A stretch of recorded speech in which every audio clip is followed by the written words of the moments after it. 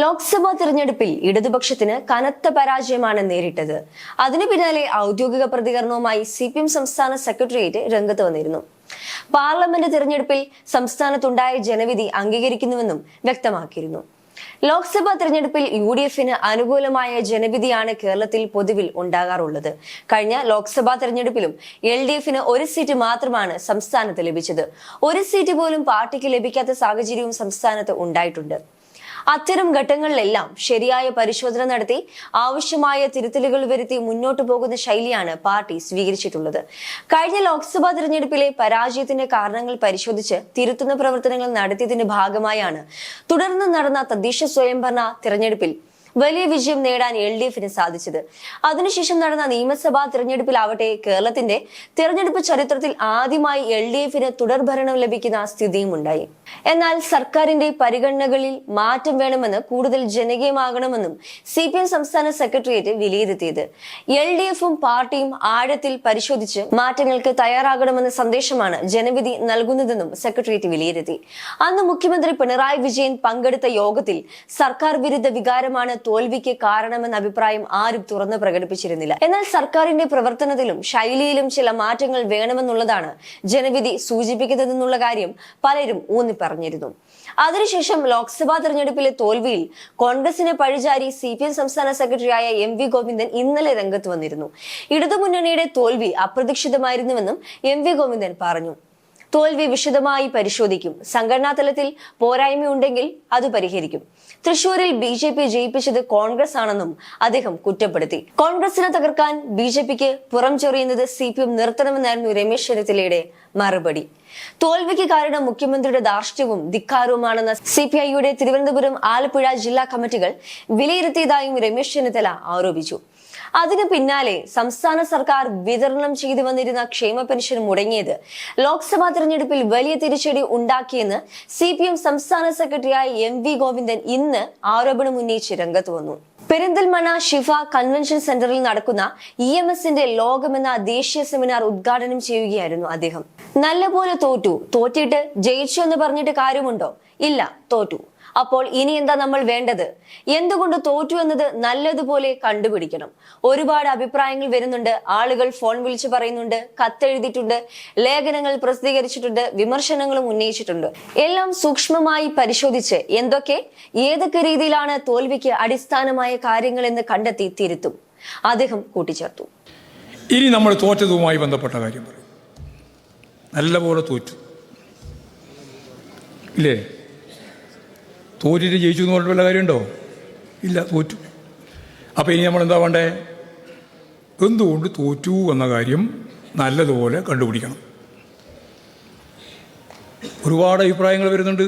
ആളുകൾ ഫോൺ ചെയ്ത് പറയുന്നുണ്ട്, കത്തെഴുതിയിട്ടുണ്ട്, ലേഖനങ്ങൾ തന്നെ പ്രസിദ്ധീകരിച്ചിട്ടുണ്ട്, വിമർശനങ്ങൾ ഉന്നയിച്ചിട്ടുണ്ട്, ഒക്കെയുണ്ട്. എല്ലാം ഞങ്ങൾ സ്വീകരിക്കുകയാണ്.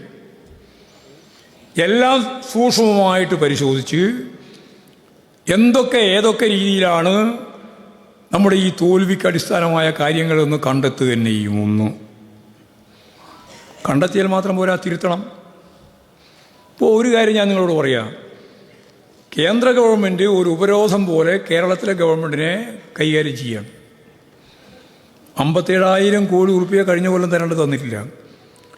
7,000 കോടി ഉറുപ്പിക കേന്ദ്ര ഗവൺമെൻറ് നമ്മളും കൂടി ചിലവാക്കിയതിൻ്റെ ഭാഗമായിട്ട് കിട്ടേണ്ടുന്ന പണവും തന്നിട്ടില്ല. ഇക്കൊല്ലവും അത് തന്നെയായിരിക്കും. സുപ്രീം കോടതി പോയതുകൊണ്ടാണ് 13,000 കോടി റുപ്യ നമുക്ക് കിട്ടിയത്. ഇനിയും നിയമവിരുദ്ധം വേണ്ടി വരും. അതിൻ്റെ ഭാഗമായിട്ടാണ് മുഖ്യമന്ത്രി ഉൾപ്പെടെയുള്ള MLA മാരും MP മാരും ഡൽഹിയിൽ സമരം നടത്തിയത്. കേരളത്തിൽ മുഴുവൻ മന്ത്രിമാരുൾപ്പെടെ പങ്കെടുത്തുകൊണ്ടുള്ള ഏറ്റവും പ്രധാനപ്പെട്ട സദസ്സ് നടത്തിയത്. ഇങ്ങനെ എല്ലാം ചേർന്ന് നടത്തിയിട്ടും നമുക്ക് എല്ലാവർക്കും കൊടുക്കേണ്ടത് മുഴുവൻ കൊടുക്കാൻ സാധിച്ചിട്ടില്ല. 62 ലക്ഷം ആളുകൾക്ക് കൊടുക്കേണ്ടുന്ന കുടിശ്ശിക പെൻഷൻ നമുക്ക് കൊടുത്തു തീർക്കാനായിട്ടില്ല. മറ്റ് വിവിധ മേഖലയിലുള്ള ആളുകൾക്ക് കിട്ടേണ്ടുന്ന ആനുകൂല്യങ്ങൾ കൊടുക്കാൻ പൂർണ്ണമായിട്ടായിട്ടില്ല. അധ്യാപകർക്കുള്ള ജീവനക്കാർക്കുള്ള DA പൂർണ്ണമായി കൊടുത്തില്ല. ഓരോരോ ഗഡുവൊക്കെ കൊടുക്കുക. പെൻഷൻകാർക്കുള്ള ഗഡു കൊടുത്തിട്ടില്ല പൂർണ്ണമായിട്ട്. അംഗൻവാടി, ആശ മേഖലയിലുള്ള ആളുകൾ ഒരുപാട് പ്രശ്നങ്ങളുണ്ട്. അപ്പോൾ ദുർബല ജനവിഭാഗം ഉൾപ്പെടെയുള്ള ആളുകൾക്ക് ലഭിക്കേണ്ടുന്ന കൈത്തറി തൊഴിലാളി, കശുവണ്ടി തൊഴിലാളി, അതുപോലെ തന്നെ നെയ്ത്ത് തൊഴിലാളി, അതുപോലെയുള്ള വിവിധ മേഖലയിലുള്ള തൊഴിലാളികൾക്ക് കൃത്യമായിട്ട് ലഭിക്കേണ്ടുന്ന ആനുകൂല്യങ്ങൾ ഈ സാമ്പത്തിക പരാധീനതയുടെ ഭാഗമായി കൊടുത്തു തീർക്കാനായിട്ടില്ല. അപ്പോൾ അവരെല്ലാം സംതൃപ്തമാണോ എന്ന് ചോദിച്ചാൽ അല്ല. അതെല്ലാം വോട്ടിനെ സ്വാധീനിച്ചിട്ടില്ലേ എന്ന് ചോദിച്ചാൽ സ്വാധീനിച്ചിട്ടുണ്ട്. ഇതൊന്നും കാണാതിരുന്നിട്ട് കാര്യം, ഇതെല്ലാം ഞങ്ങൾ കാണുന്നുണ്ട്. തുറന്ന മനസ്സോടെ, തുറന്ന കണ്ണോടെ കാണുകയാണ്. ഇതെല്ലാം പരിഹരിക്കുന്നതിന് വേണ്ടി ഗവൺമെൻറ്റിന് ഇന്നത്തെ പരിസ്ഥിതിയിൽ സാധിക്കാത്ത സാഹചര്യമുണ്ട്. അത് കേന്ദ്ര ഗവൺമെൻറ്റിൻ്റെ കാര്യമെന്ന രീതിയിൽ ജനങ്ങളുടെ മുമ്പിൽ ചൂണ്ടിക്കാണിച്ചാലും ഞാൻ ഈ പറയുന്ന ലഭിക്കേണ്ടവർക്ക് ലഭിക്കാത്ത കാര്യമുണ്ട്, പ്രശ്നമുണ്ട്. അതിൽ ഞങ്ങൾക്കാർക്കും തർക്കമില്ല. കേന്ദ്ര സർക്കാർ ഉപരോധം പോലെ സംസ്ഥാന സർക്കാരിനെ കൈകാര്യം ചെയ്യുകയാണ്. 57,000 കോടി രൂപ കഴിഞ്ഞ വർഷം തരേണ്ടത് തന്നിട്ടില്ല. കിട്ടേണ്ട 7,000 കോടി രൂപയും ലഭിച്ചിട്ടില്ല. ഇത്തവണയും അത് തന്നെയായിരിക്കും. സുപ്രീം കോടതിയിൽ പോയതുകൊണ്ടാണ് 3,000 കോടി രൂപ കിട്ടിയത്. ഇനിയും നിയമയുദ്ധം വേണ്ടിവരും. 62 ലക്ഷം ആളുകൾക്ക് കൊടുക്കേണ്ട പെൻഷൻ കൊടുത്തു തീർക്കാൻ കഴിഞ്ഞിട്ടില്ല. മറ്റ് വിവിധ മേഖലയിലെ ആളുകൾക്ക് കിട്ടേണ്ടുന്ന ആനുകൂല്യങ്ങൾ പൂർണ്ണമായും കൊടുത്തു തീർക്കാനും കഴിഞ്ഞിട്ടില്ല. അധ്യാപകർക്കുള്ള DA പൂർണ്ണമായും കൊടുത്തില്ല. പെൻഷൻകാർക്കുള്ള പണം മുഴുവൻ കൊടുത്തിട്ടില്ല. അങ്കണവാടി മേഖലയിൽ ഒരുപാട് പ്രശ്നങ്ങളുണ്ട്. ദുർബല ജനവിഭാഗം ഉൾപ്പെടെയുള്ള ആളുകൾക്ക് ലഭിക്കേണ്ടുന്ന കൈത്തറി തൊഴിലാളി, കശുവണ്ടി തൊഴിലാളി, നെയ്ത്ത് തൊഴിലാളി, അതുപോലെ വിവിധ മേഖലയിലുള്ള തൊഴിലാളികൾ കൃത്യമായിട്ട് ലഭിക്കേണ്ടുന്ന ആനുകൂല്യങ്ങൾ ഈ സാമ്പത്തിക പരാധീനതയുടെ ഭാഗമായി കൊടുത്തു തീർക്കാൻ കഴിഞ്ഞിട്ടില്ല. അവർ സംതൃപ്തരല്ല. അതൊക്കെ വോട്ടിനെ സ്വാധീനിച്ചിട്ടുണ്ട്. തുറന്ന മനസ്സോടെ, തുറന്ന കണ്ണോടെ ഇതൊക്കെ ഞങ്ങൾ കാണുന്നുണ്ട്. MV ഗോവിന്ദൻ പറഞ്ഞു. എല്ലാം പരിഹരിക്കാൻ സർക്കാരിന്റെ ഇന്നത്തെ പരിതസ്ഥിതിയിൽ സാധിക്കാത്ത സാഹചര്യമുണ്ട്. അത് കേന്ദ്ര സർക്കാരിന്റെ കാര്യമെന്ന രീതിയിൽ ജനങ്ങളുടെ മുൻപിൽ ചൂണ്ടിക്കാട്ടിയാലും ലഭിക്കേണ്ടവർക്ക് ലഭിക്കാത്ത പ്രശ്നമുണ്ട്. എല്ലാം മാറണം. മുൻഗണന നിശ്ചയിക്കണം. ഏതിനാണ് ആദ്യം കൊടുത്തു തീർക്കേണ്ടതെന്ന് കാണണം. ഫലപ്രദമായ രീതിയിൽ ഇടപെടൽ നടത്തുവാൻ ആവണം. സർക്കാരിന്റെ പ്രവർത്തനം സജീവപ്പെടുത്തി മുൻപോട്ട് കൊണ്ടുപോകുന്നതിന് എന്ത് വേണമെന്ന് ആലോചിക്കണം. ഇതെല്ലാം ഞങ്ങൾ ഗൗരവപൂർവ്വം ആലോചിക്കുമെന്നും MV ഗോവിന്ദൻ കൂട്ടിച്ചേർത്തു.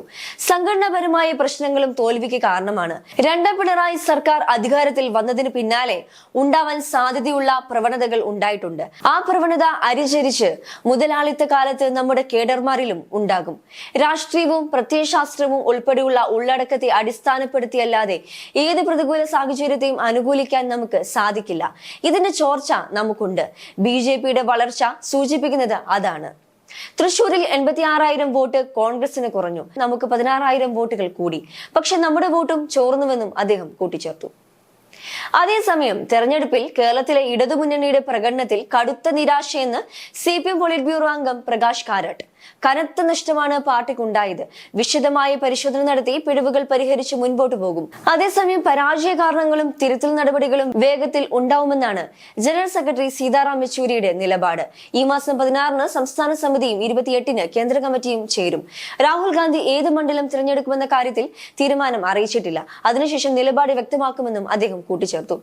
എന്നാൽ തിരഞ്ഞെടുപ്പിൽ ഭരണവിരുദ്ധ വികാരം പ്രകടമായെന്ന നിലപാട് CPI സംസ്ഥാന സെക്രട്ടറിയായി ബിനോയ് വിശ്വം ആവർത്തിച്ചു. പെൻഷൻ മുടങ്ങിയതും സപ്ലൈകോ കാലിയായതുമെല്ലാം തിരിച്ചടിക്ക് ഇടയാക്കിയെന്നും CPI വിലയിരുത്തുന്നു. എന്തായാലും അടുത്ത 2 വർഷങ്ങളായി തദ്ദേശ നിയമസഭാ തിരഞ്ഞെടുപ്പുകൾ നടക്കാനിരിക്കുന്ന സാഹചര്യത്തിൽ അത് കണക്കിലെടുത്തുകൊണ്ട് ജനവിശ്വാസം വീണ്ടെടുക്കുവാൻ അവരിലേക്ക് ഇറങ്ങിച്ചെല്ലണമെന്ന വികാരമാണ് ഇപ്പോൾ ചർച്ചയാകുന്നത്.